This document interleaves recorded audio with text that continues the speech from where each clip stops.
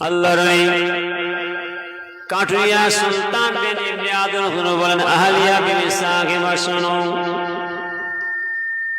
আমি বিদায় নিয়ে চলে যাওয়ার পরে, পর্দা নিয়ে চলে যাওয়ার পরে আমার লাশটা তুমি নিয়ে কি করবে? এখানে তো কোনো জনপ্রায় নাই, কোনো মানুষ নাই, পাহাড়ে তুমি আছো আমি আছি, আমি আর তুমি আর দুইটা মাসুম বাচ্চা ছেলে, আর কেউ নাই। আমি বিদায় নিয়ে চলে যাওয়ার পরে আমার লাশটা তুমি নিয়ে কি করবে? তুমি শোনো, আমার এই লাশটা নিয়ে আমার পরা জামাটা নিয়ে চাপা দিয়ে রেখে দেবে, আর বাকি অংশটা গাছের পাতা কেটে নিয়ে চাপা দিয়ে দেবে। ইয়ামান শহরে আমার দুইটা মাসুম বাচ্চাকে পাঠিয়ে দেবে, ইমাম সাহেবকে খবর দেবে। ইমাম সাহেব নামাজি মুসল্লি এসে আমার জানাজার নামাজ পড়িয়ে কাফন দাফনের ব্যবস্থা করে যাবেন। আহলিয়া বিবি সাকিবা শোনো, যদি আমার দুইটা মাসুম বাচ্চা ছেলে খবর দিয়ে আসি, খবর দিয়ে আসার পরে ইমাম সাহেব না আসে, ও নামাজি মুসল্লি না আসে, তুমি কি করবে? এই পাহাড়ের মাথায় গিয়ে আমার আল্লাহর কাছে দুটো হাত ফরিয়াদ করবে, আল্লাহ আমার স্বামী কাঠুরিয়া সুলতান বিন ইবনে আদম ইন্তেকাল করেছেন, তিনার জানাজার নামাজের কাফন দাফনের ব্যবস্থা করতে হবে। আমার আল্লাহ আমার জানাজার নামাজের কাফন দাফনের ব্যবস্থা করে দেবে। তাহলে আল্লাহর ওলি কাঠুরিয়া সুলতান বিন ইবনে আদম বলেন, আহলিয়া বিবি সাকিবা শোনো, আমি বিদায় নিয়ে চলে যাওয়ার পরে যদি ওই আমার দেশে আমার শহরে ইমাম সাহেব নামাজি মুসল্লি না আসে, তুমি কি করবে? আমার আল্লাহ তাআলার দরবারে পাহাড়ের মাঝে দুটো হাত রেখে কাঁদাকাটা করবে, আমার আল্লাহকে বলবে, আমার আল্লাহ আমার জানাজার নামাজের কাফন দাফনের ব্যবস্থা করে দেবে। ও আমার মা বোনেরা, ও আমার মুসলমানের ভাইয়েরা, কান খাড়া করে শুনুন, কাঠুরিয়া সুলতান বিন ইবনে আদম ইন্তেকাল করলেন। হুজুর বিদায় নিয়ে চলে যাওয়ার পরে আহলিয়া বিবি সাকিবা পরনার জামাটা নিয়ে চাপা দিয়ে রাখলেন, বাকি অংশটা গাছের পাতা নিচে চাপা দিয়ে দিলেন। দুইটা মাসুম বাজে পাঠিয়ে দিলেন কোথায়? ইয়ামান শহরে, অর্থাৎ মসি ইমাম সাহেবের দরবারে।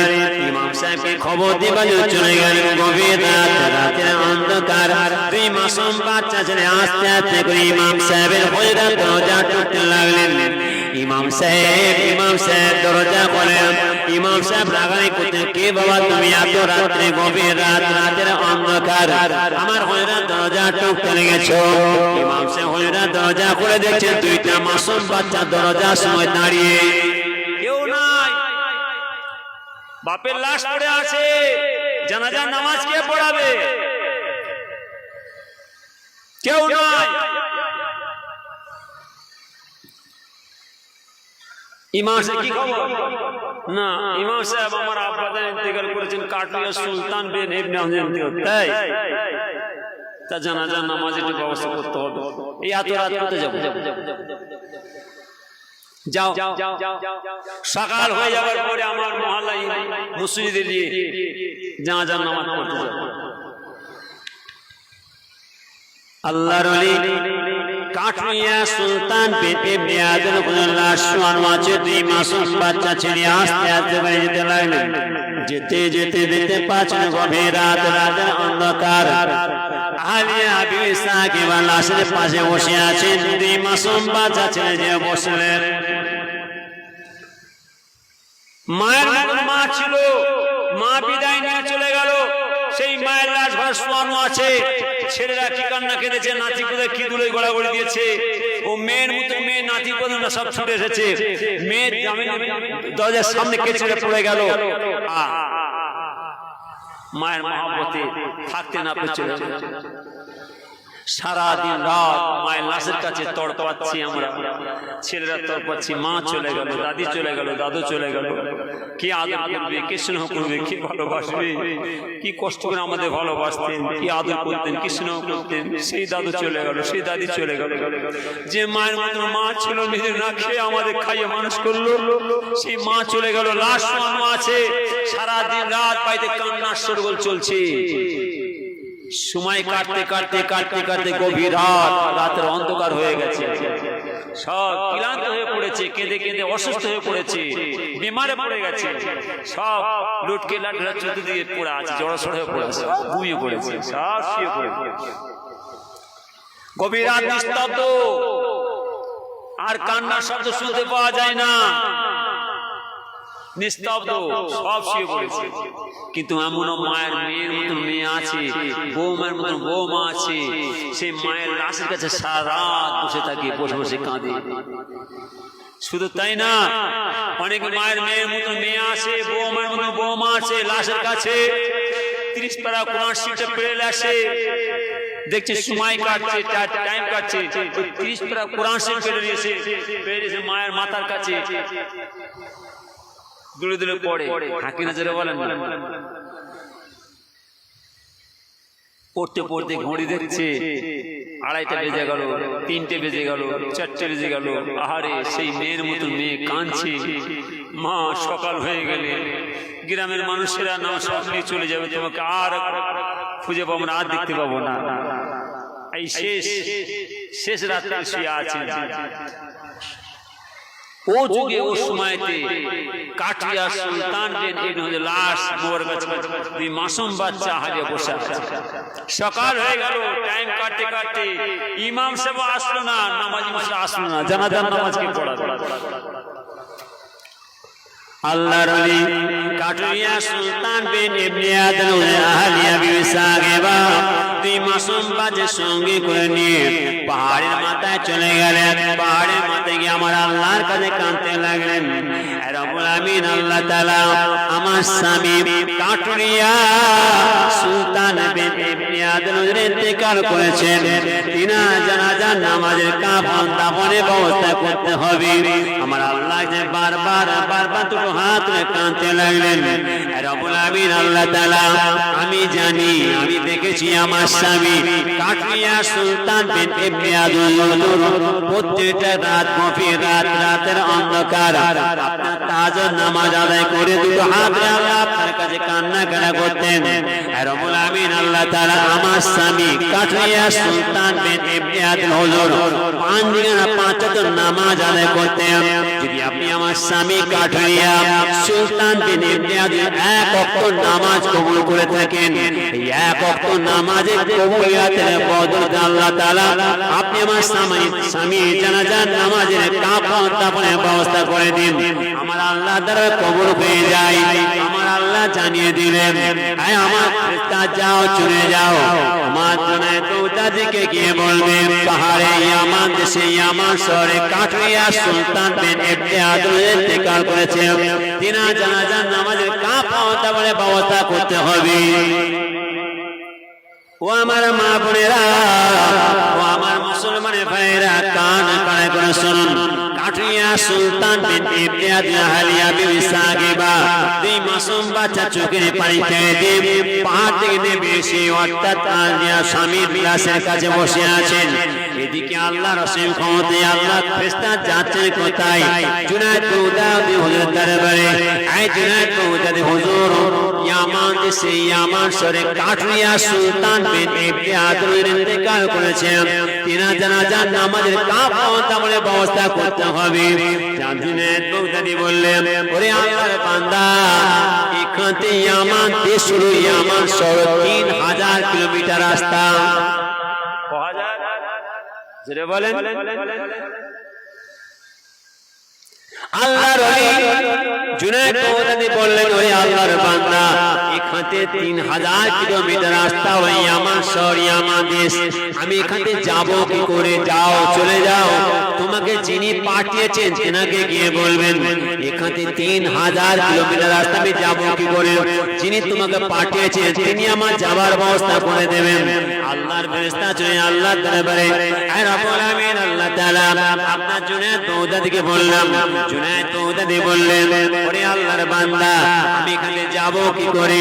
এখানে ইয়ামান শহর, ইয়ামান দেশ হলো 3000 কিলোমিটার রাস্তা, আমি যাব কি করে? যিনি তুমি পাঠিয়েছেন তিনি আমার ব্যবস্থা করে দেবেন। তেনাকে গিয়ে বলবেন এখানে আমি যাব কি করে? যিনি তোমাকে পাঠিয়েছেন তিনি আমার যাবার ব্যবস্থা করে দেবেন।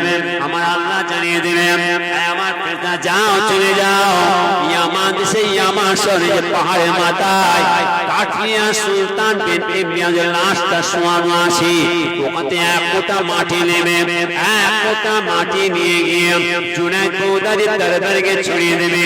আল্লাহর ফেরেশতা চলে যাচ্ছে এক কোটা মাটি নিয়ে জুনায়েদ বাগদাদীর দরবারে গিয়ে দেখছেন জুনায়েদ বাগদাদী হুজুর 12 জনের সাথে সঙ্গে নিয়ে আল্লাহর নামাজ আদায় করে নিয়ে মুরাকাবা মুসাকিদা তাসবিহ তিলাওয়াতে বসে আছেন। একবার জোরে বলে নামাজি মসজিদে বসে আছে। নামাজি ওই নামাজি হন, ওই নামাজ আদায় করুন। মসজিদ তাকওয়ার জায়গা, কোনো কথা চলবে না। গোস্তান তাকওয়ার জায়গা, কোনো কথা চলবে না। কোনো মুফতির ফতোয়া চলবে না, কোনো মুফতি সাহেবের কথা চলবে না। না চলে চলবে, মুফতি সাহেব ফতোয়া দিচ্ছে, কোনো কথা চলবে না। কোথায় আঘাত খাচ্ছ তুমি? দোয়ার মাহফিল যেখানে বসেছেন, বসে আছি, এই জায়গাটা হলো নবীজি দিদার সাক্ষাৎ পাওয়া যায়, তাকওয়ার জায়গা। এখানে কোনো শরীরে বেখেলাফ কাজ করা যাবে না।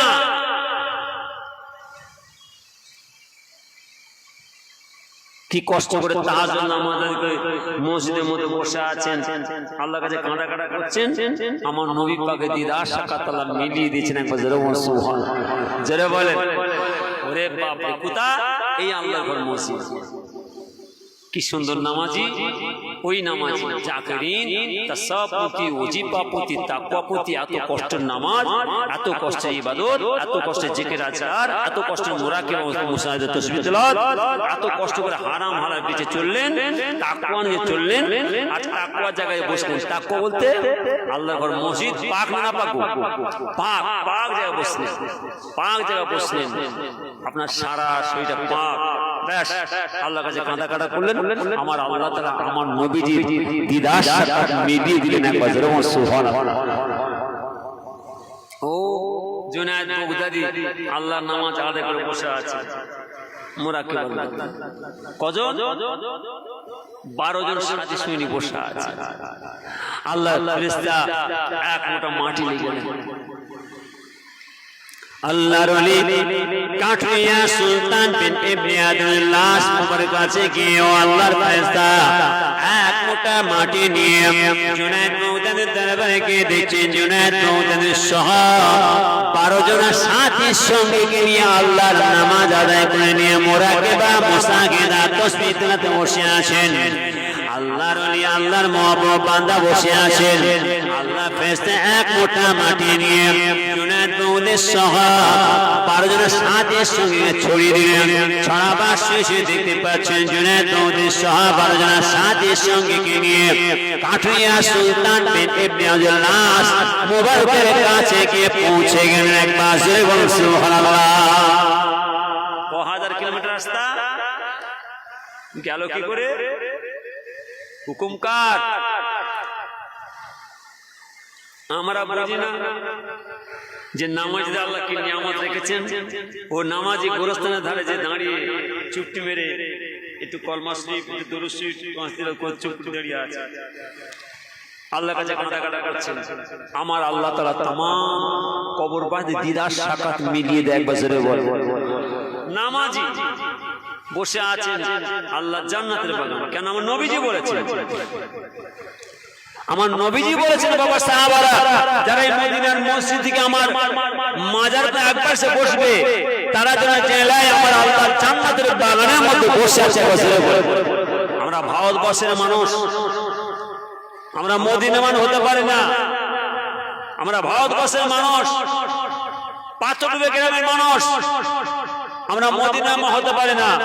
আমরা আমার নবীকে দেখি না, আমরা আমার নবীর নূরের জামানের কথা শুনি না, নূরানি চেহারা দেখি না, সোনা জামানের কথা শুনি না।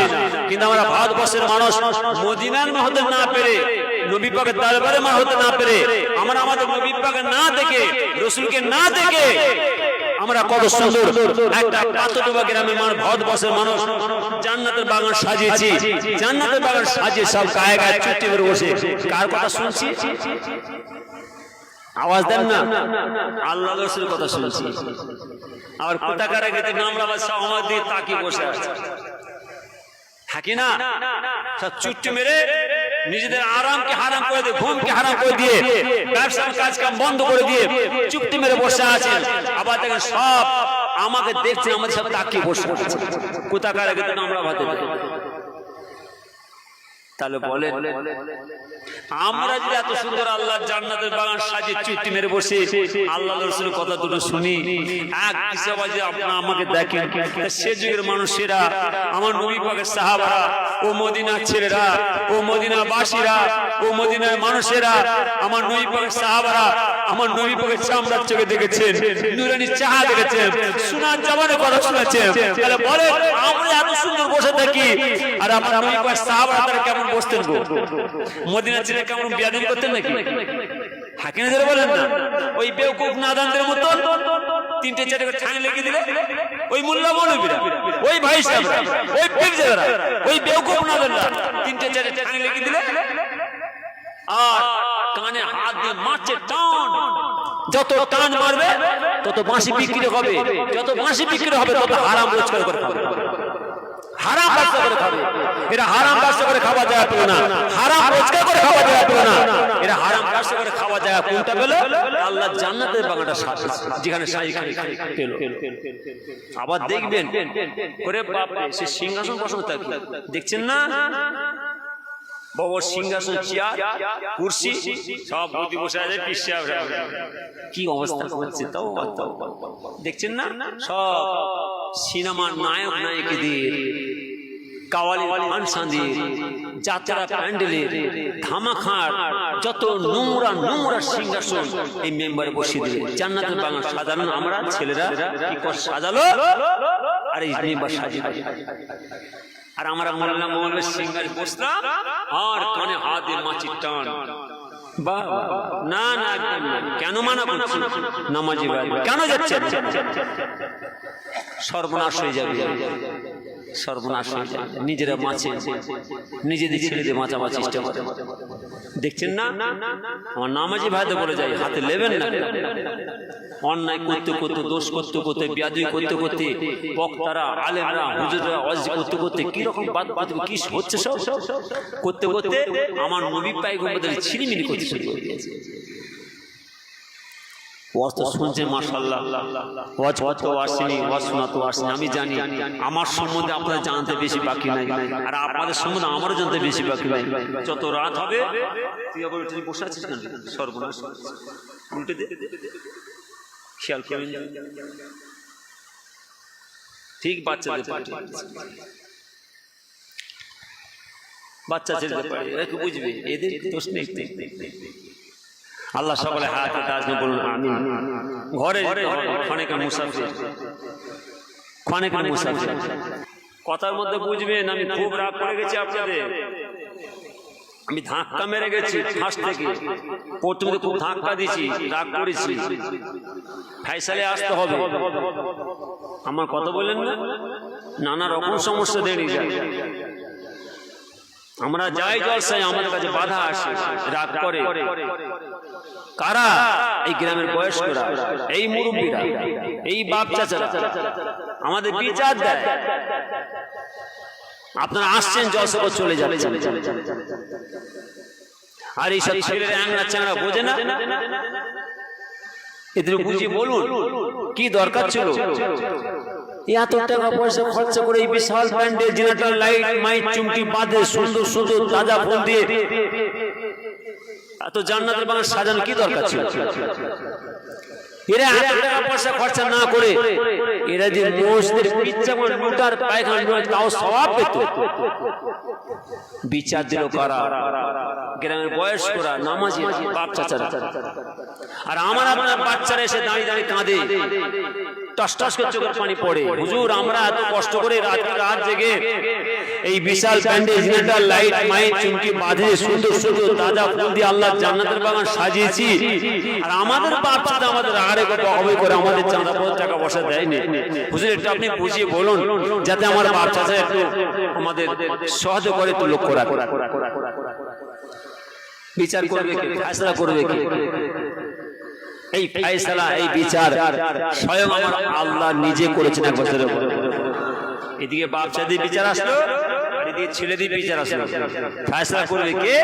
আমার আল্লাহ। কি বিচার করলেন দেখেন, আমার আল্লাহর হুকুম, আল্লাহর অর্ডার, আমার ফেরেশতারা চলে যাও, আমার জান্নাতের বাগানটা তোমরা সুন্দর করে সাজিয়ে দাও।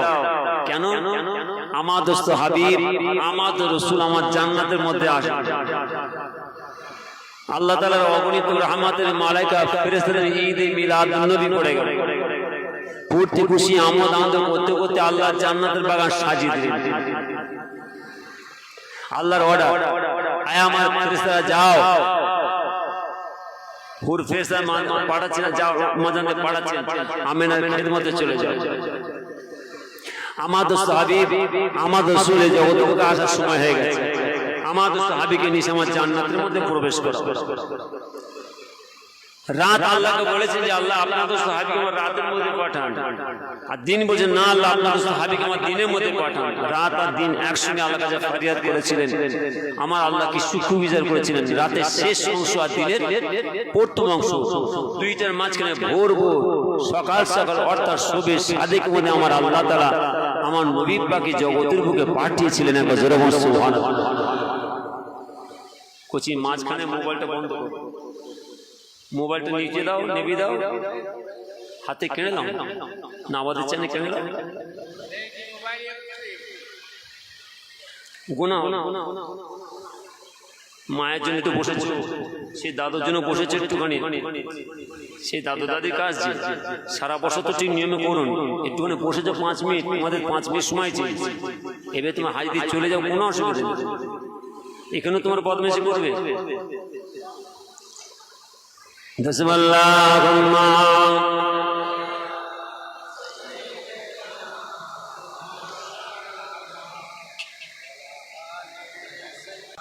তাহলে রাত আল্লাহর কাছে ফরিয়াদ করে, আল্লাহ আপনার তো সাহাবীকে আমার রাতের মধ্যে পাঠান, আর দিন বলছে আল্লাহ আপনার তো সাহাবীকে আমার দিনের মধ্যে পাঠান। রাত আর দিন একসঙ্গে আল্লাহর কাছে ফরিয়াদ করেছিলেন। আমার আল্লাহ কি সূক্ষ্ম বিচার করলেন, রাতের শেষ অংশ, দিনের প্রথম অংশ, দুইটার মাঝখানে ভোর ভোর অর্থাৎ সবে সাদেক করে আমার মধ্যে আমার আল্লাহ তাআলা আমার নবী পাকে জগতের বুকে পাঠিয়েছিলেন। একবার জোরে বলুন সুবহানাল্লাহ। তাহলে ঈদে মিলাদুন নবী আমরা পালন করি, শুধু আমরা নয়, तमाम পৃথিবীর জমিনে যত জীব জন্তু কীট পতঙ্গ পশু পক্ষী আল্লাহ পয়দা করেছেন সকলেই এই ঈদে মিলাদুন পালন করছেন। শুধু তাই না, স্বয়ং আমার আল্লাহ পর্যন্ত এই ঈদে মিলাদুন পালন করেছেন। একবার জোরে বলুন কার খাতিরে? আমার নবীজির খাতিরে। এইসব জিনিস অর্থাৎ একদম কোনো মন্তব্য করতে নেই, কোনো আলোচনা করতে নেই। পয়সা খরচা করে পেলেন করতে, কার জন্য করছেন? আল্লাহকে খুশি করার জন্য। এইসব কাজে দেবেন, এগিয়ে দেবেন, দেন, মানা করবো না, এগিয়ে দেন, সেটি জায়গা। আমি আবার মানা করি, বা নামাজি ভাইরা নামে তাল পুকুর, নামাজ পড়া, বড় জুব্বাধারী, বড় টুপিধারী, বড় চাকরি,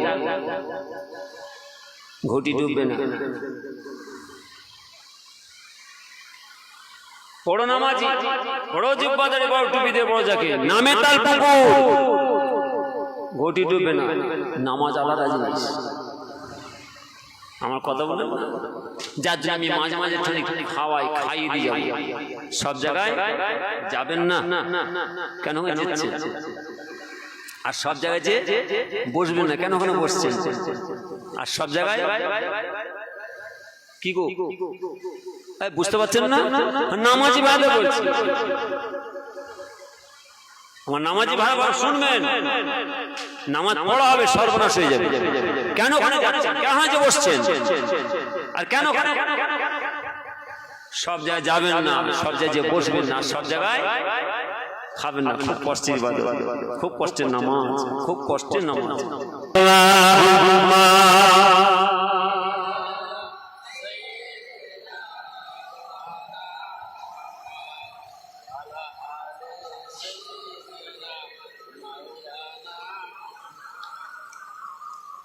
তাহলে যে কাঠুরিয়া সুলতান লাশ আছে, জুনায়েদ বাগদাদীর সহা 12 জনের সাথী সঙ্গীকে নিয়ে হুজুর লাশ মুবারকের কাছে পৌঁছে গেলেন। একবার জোরে বলুন সুবহানাল্লাহ।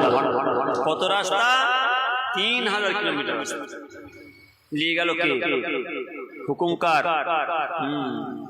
জানাজার নামাজ পড়ার দায়িত্ব কার?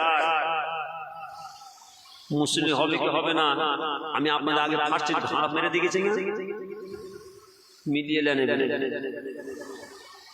কাউকে দিতে যাচ্ছেন। আল্লাহর ওলি জুনায়েদ বাগদাদী হুজুর যে দেখছেন লাশ শোয়ানো আছে, ওই তো হুজুর লাশ শোয়ানো আছে, চলো চলো চলো, 12 জন সাথীকে নিয়ে যাচ্ছেন। সাথীকে নিয়ে দেখছেন দুইটা বাচ্চা ছেলে বসে আছে। আহালিয়া বিবি সাহেব আছে। আপনি কে? হুজুর আহালিয়া, আপনি সরে যান, আপনি সরে যান, তাড়াতাড়ি ব্যবস্থা করো, গোসলে করার ব্যবস্থা, গোসল কাপড় কাপড় পেঁধে দেবেন, গোসলের ব্যবস্থা করুন। যখন গোসলের ব্যবস্থা হলো, গোসল হওয়ার পরে হুজুর বলছেন পাগড়ি হলো সব। হুজুরদের মাথায় ছিল পাগড়ি, আল্লাহর ওলিদের মাথায়, মজ্জুম দরবেশ ফকি সুফিয়ানা মানুষদের মাথায় পাগড়ি থাকে। তো হুজুরদের মাথায় পাগড়ি, সব পাগড়ি খোলো, পাগড়ি খোলো, পাগড়ি খোলো, সব পাগড়ি খুলে ফেলছে, সব পাগড়ি খুলে কাপড় পিদানে জানাজার নামাজ হবে। লাশ শোয়ানো আছে, মুসল্লি 12 জন, জুনায়েদ বাগদাদী সহ 12 জন জানাজার নামাজ পড়াবে। যখন জুনায়েদ বাগদাদী জানাজার নামাজ পড়াতে যাচ্ছেন, শুরু হবে জানাজার নামাজ পড়াবে, পিছন থেকে এক আল্লাহর মোহাম্মদ বান্দা এসে খপ করে হাতটা ধরে ধরে। আমি আপনাদের বোঝাতে চাইছি, এসব কাজ আলাদা, এসব কাজ আলাদা, এসব আল্লাহর কাজ। আমার আল্লাহ করিয়ে নেবেন, আল্লাহর বান্দাদের দ্বারা করিয়ে নেবেন, আল্লাহর হুকুমে আল্লাহ ঠিক করিয়ে নেবেন। কি না জুনায়েদ বাগদাদী জানাজার নামাজ পড়তে দাঁড়িয়েছেন, আর পিছন থেকে এক আল্লাহর মাহবুব বান্দা খপ করে হাতটা ধরে, এই জুনায়েদ সরে যাও, সরে যাও, আমি জানাজার নামাজ পড়াবো। জুনায়েদ বাগদাদী পাথের মাধ্যমে দেখছেন, ওরে বাপেও দেখ আল্লাহর মাহবুব বান্দা এসে হাজির। সঙ্গে সঙ্গে জানাজার নামাজ ইমাম যায় ছেড়ে দিয়ে, ছেড়ে দিয়ে সরে আসে। জানাজার নামাজ, জানাজার নামাজ যখন পড়া হয়ে গেছে, জানাজার নামাজ পড়িয়ে এবার আল্লাহর মাহবুব বান্দা বলছেন, জুনায়েদ এদিকে এসো, এই ব্যাগটা ধরো। এই ব্যাগটা নিয়ে এই কাঠরিয়া সুলতান বিন ইবনে হাজরের আহলে বিবির হাতে দেবে। কাঠরিয়া সুলতান বিন ইবনে হাজর আহলিয়ার হাতে, বিবি সাহেবের হাতে দেবে, আর বলে দেবেন যে এতে কিছু সোনার মোহর আছে, কিছু দিরহাম টাকা পয়সা আছে, আপনার জীবনে আর সংসারে অভাব অনটন হবে না। জোরে বলে, জোরে বলে। পাঠালো কি? জোরে বলে, কিভাবে পাঠাচ্ছে? কাজ কাজ। আমি আমার গ্রামের বাবাজি বলে যাচ্ছি, আমার নামাজি ভাইদের বলে যাচ্ছি, ভরসা করে কার পরে? আল্লাহর উপরে। তাওয়াক্কুল আল্লাহ, আল্লাহ তো কাঠরিয়া সুলতান বিন ইয়াদ হুজুরের আহলিয়ার হাতে দেবে, আর বলে দেবেন এতে কিছু সোনার মোহর আছে, আপনার জীবনে আর সংসারে অভাব অনটন হবে না। ছুরিটা দিয়ে ব্যাস যখন যাচ্ছেন, জুনায়েদ বাগদাদী হুজুর আস্তে আস্তে করে উপর হাতটা ধরে, হাত ধরে দাঁড়ান। আল্লাহর ওলি কাঠরিয়া সুলতান বিন ইবনে আহলিয়া বিবি সাকিবার হাতে দিলেন ব্যাগ। যখন থলিটা দিলেন, থলি দিয়ে যখন আল্লাহর মাহবুব বান্দা চলে যাচ্ছেন, আল্লাহর ওলি কাঠরিয়া সুলতান বিন ইবনে লাশ শোয়ানো আছে। জুনায়েদ বাগদাদী আস্তে আস্তে করে গিয়ে আল্লাহর মাহবুব বান্দার হাত ধরে বললেন, ওরে আল্লাহর ওলি দাঁড়ান, আপনি কি? আপনার নাম কি? আপনার পরিচয় কি বলুন? আল্লাহর মাহবুব বান্দা বলেছেন, তুমি আমার হাতটা ছেড়ে দাও। আল্লাহর ওলি বান্দা বলা শেষে গিয়ে জুনায়েদ বাগদাদী বললেন, আমি আপনার হাত ছাড়বো না, আপনি আগে কি বলুন, আপনার নাম কি? আপনার পরিচয় কি? আল্লাহর মাহবুব বান্দা বারবার হাতটা টাটি করতে লাগলেন, ছেড়ে দাও, তুমি আমার হাতটা ছেড়ে দাও। জুনায়েদ বাগদাদী নবী বললেন আপনি হাত কাটি করছেন কেন? আপনি বড় ক্ষমতাশালী, আমিও ক্ষমতাশালী, আপনি শক্তিশালী, আমিও শক্তিশালী, আপনি বীর পালোয়ান, আমি একজন বীর পালোয়ান। আমার আল্লাহ তাআলা আমি জুনায়েদ বাগদাদী এত বড় ক্ষমতা শক্তি দান করেছে, পৃথিবীর জমিনে কোনো মানুষের ক্ষমতা নাই আপনার হাত আমার হাতে ছেড়ে দিতে পারে। আগে আপনি বলুন আপনি কে, আপনার নাম কি, আপনার পরিচয়টি আপনি বলুন। আল্লাহর মহবুব বান্দা বলেন আমি হলাম আল্লাহর ফেরেশতা, আমার নাম হলো খিজির আলাইহিস সালাম। ঠিক আছে, আপনি আল্লাহ তে খিজির সালাম, আপনি জানাজা নামাজ পড়লেন, আপনি জানাজা নামাজ পড়লেন, আমরা পারলাম আপনার পিছনে ইত্তেবা করে জানাজা নামাজ আদায় করলাম। আপনি এত জোরে জোরে আকামত দিলেন কেন? এত জোরে জোরে মুনাজাত করলেন কেন? কে সমঝে এখনো তুমি একটু বাকি আছো। এত নামাজ, এত ইবাদত, এত জিকির আজকার, এত মুরাকিবা, এত তাসবিহ তিলাওয়াত, আল্লাহকে রাজি করে আল্লাহ খুশি সব করে তার সত্ত্বেও জুনায়েদ এখনো তুমি একটু বাকি আছো। আল্লাহর ওলি জুনায়েদ বাগদাদী বললেন আল্লাহর মহবুব বান্দা ঠিক আছে আপনি আল্লাহর পেতে খিজিয়েছেন, আপনি এত জোরে জোরে আকামত দিলেন কেন? আপনি এত জোরে জোরে মুনাজাত করেন কেন? আপনি বলুন। আমরা তো মাত্র 12 জন দাঁড়িয়ে আছি, জানাজার নামাজে ইত্তেবা করে আদায় করেছি, কিন্তু আপনি এত জোরে জোরে আকামত দিলেন কেন? এত জোরে জোরে মুনাজাত করলেন কেন?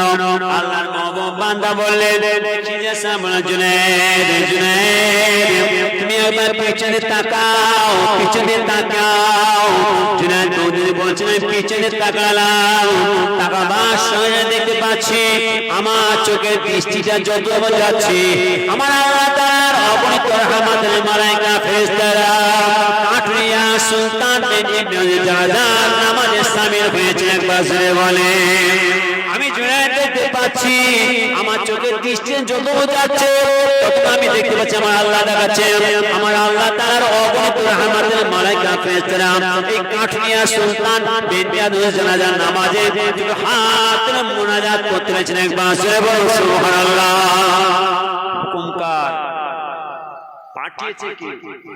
তাহলে মসজিদ কার ঘর?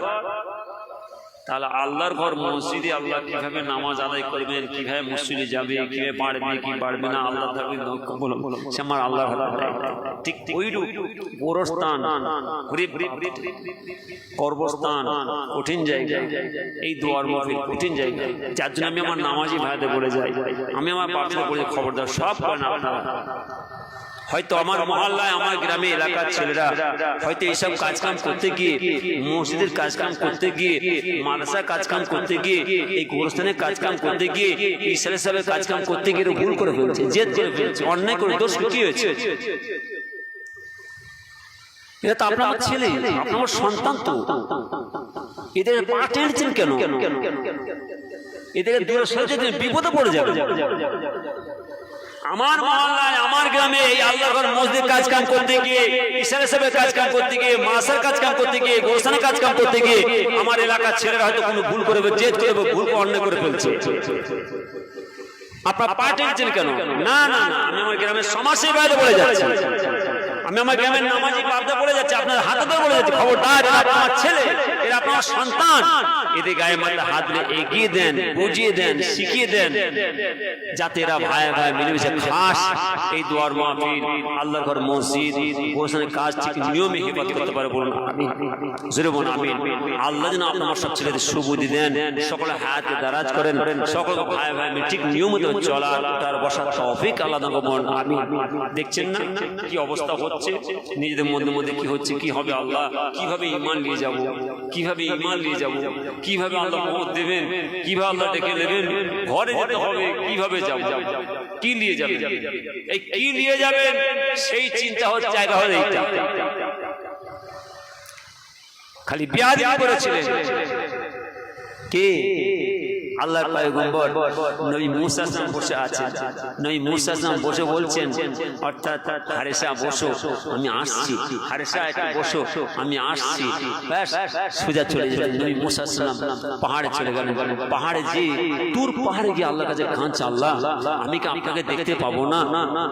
ও আল্লাহর কাছে কাঁদে, আল্লাহ আমি কি আপনাকে দেখতে পাবো না? আপনার দিদার সাক্ষাৎ পাবো না?